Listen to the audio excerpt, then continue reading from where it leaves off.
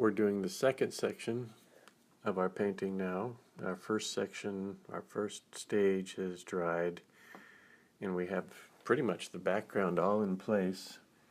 You can see how those darker shadows in the trees have given us a bright light, how the graded wash on the back buildings has worked out to create some reflected light.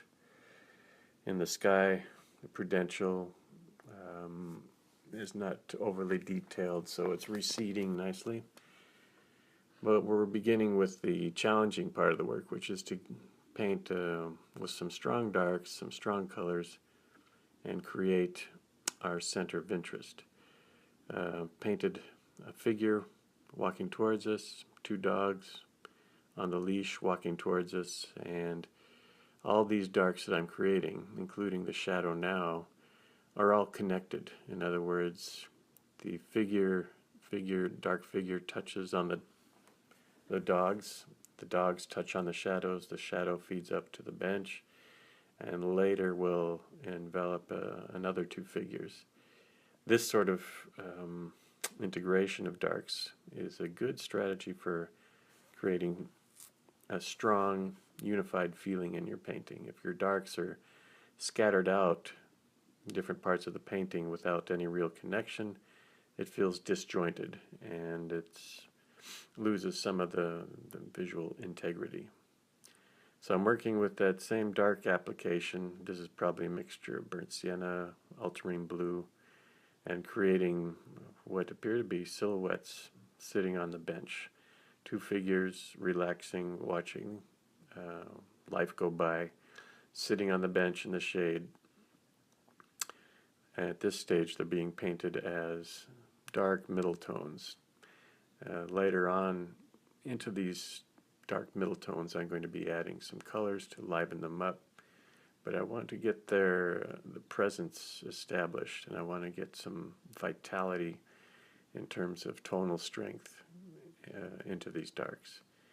So with a small brush I'm adding details, building up the figures, creating the bench, the shadow, etc., so that it's all connected and all creates a lively center of interest.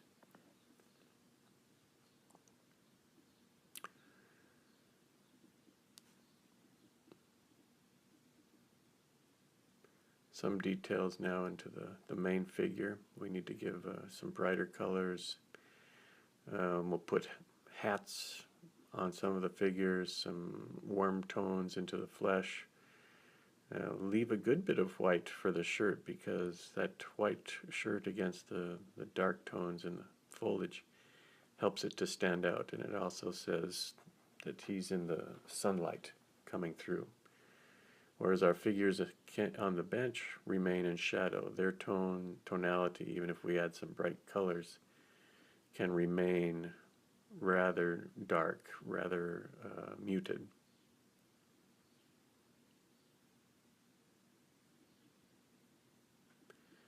So into the buildings, since it's dried, we can add some dry brush of windows, awnings, any sorts of things to liven up that background without making it too energetic.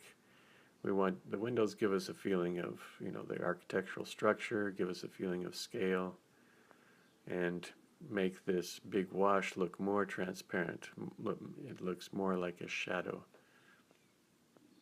side of buildings as we're adding the windows here.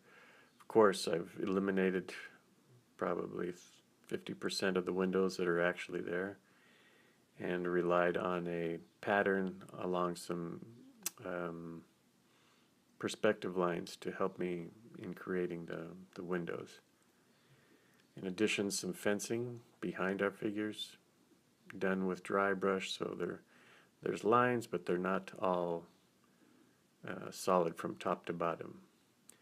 And this is taking care of that upper right corner, a bigger tree, closer tree, painted with a dark green to give us a feeling of the tree that's casting the shadow.